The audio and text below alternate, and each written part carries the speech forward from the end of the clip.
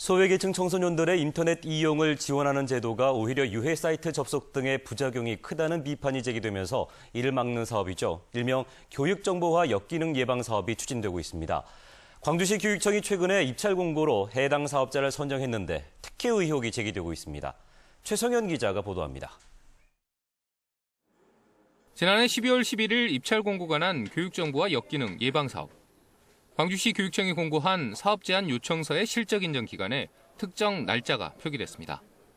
통상적인 입찰 공고일 기준도 아닌데다 사전 규격 공개 당시 없었던 문구입니다. 문제가 제기되자 시교육청은 사업 제안서 수정을 이유로 지난 1월 2일 재공고를 냈습니다. 지방계약법상 단순 문구 수정에 불과해 정정 공고가 가능한데도 재공고가 나면서 사업 실적 인정 기간까지 변경됐습니다. 이 때문에 특정 업체의 사업 실적 2개가 추가되면서 낙찰 결과가 뒤바뀐 것 아니냐는 특혜 의혹이 불거졌습니다. 정정 공고를 내면은 봐주려고 했던 특정 업체가 불리해지니까 규정까지 어기면서 재공고를 하게 된 것이고요. 사업 취소는 물론이고 검찰 수사까지 해서 엄정히 이건 시시비비를 가려야 된다고 봅니다. 기술력이 핵심인 사업인 점을 고려할 때 기술평가 배점을 높이고 품질 성능 평가도 거쳐야 하지만 시교육청은 개정조례 시행일을 닷새 앞두고 입찰 공고를 내면서 이 또한 피해갔습니다.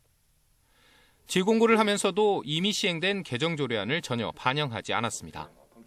의회를 통으로 무시한 처사이기 때문에 도저히 간과할 수 없는 문제고, 이런 문제가 깊이 업자하고 밀착되지 않은 상태라고 하면 이런 것을 할 수 없는 그런 것입니다. 시교육청은 사업 제안서 수정 요청은 했지만 재공고는 조달청의 판단이라는 입장입니다. 우리가 협의를 계속했어요. 네. 어떤 게 좋은가. 그 시기에 맞춰서 답변을 했고, 나머지 공고는 조달청에서 하는 거지 우리 교육청에서 날짜를 정하지는 않습니다. 또 재공고로 특정 업체의 사업 실적이 추가됐지만 최종 결과에 영향은 없었다면서도 관련 자료 공개는 거부했습니다. KBS 뉴스 최송현입니다. 네, 그럼 지금부터는 이 내용을 취재한 최성현 기자와 함께 좀 더 자세한 얘기 들어보도록 하겠습니다. 자, 최 기자, 그 교육 정보와 역기능 예방 사업 좀 생소한 사업이긴 한데요. 사실 이 사업과 관련해서는 사업 제안서가 공개됐던 지난해 8월이었습니다. 저희 KBS가 문제점을 지적하기도 했죠. 네, 그렇습니다. 지난해 7월 시교육청이 사전 공개한 사업 제안서가 문제가 됐습니다. 기술력이 핵심인데도 기술평가 배점이 적고 심사의 주관성 개입 여지가 큰 정성평가의 배점이 너무 많다라는 겁니다. 당시 시교육청은 이를 개선하겠다고 약속했습니다. 시교육청이 당시에 개선을 약속했을 정도라면 뭔가 문제점을 인식했다는 건데 그 뒤로 변화가 좀 있었습니까? 그렇지 않습니다. 뉴스 보도 이후 어떤 변화가 있는지 비교해봤는데요. 오히려 정성평가 배점은 60점에서 70점으로 확대했고요. 기술평가 배점을 높여야 한다는 지적에도 객관적 수치로 점수를 매기는 정량평가에는 이를 아예 포함시키지 않았습니다. 시교육청이 처음부터 공정하게 사업자를 선정하려는 의지가 없었던 것 아니냐 의심받을 수밖에 없는 대목입니다.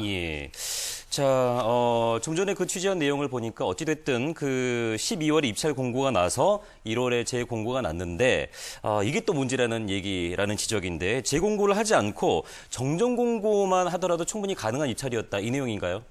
네, 지방계약법상 큰 하자가 아닌 경우 이 부분만 수정하는 정정 공고를 할 수 있습니다. 이 경우 입찰 공고일은 바뀌지 않는데요. 지난해 2월 같은 사업을 진행한 대전교육청의 경우 입찰 공고를 냈다 사업 제안서를 수정해 정정 공고를 했습니다. 좀 더 자세히 보면 사업 규격을 바꾸고 평가위원회 구성 삭제 등 많은 부분을 수정했지만 재공고를 하지 않았습니다. 광주시 교육청과 크게 대비되는 대목입니다. 자, 결국은 광주시 교육청이 재공고를 진행을 하면서 특정 업체가 특혜를 받았다, 뭐 이런 내용이죠. 네, 재공고로 입찰 공고일이 지난 1월로 바뀌면서 실적 인정 기간도 변경됐습니다.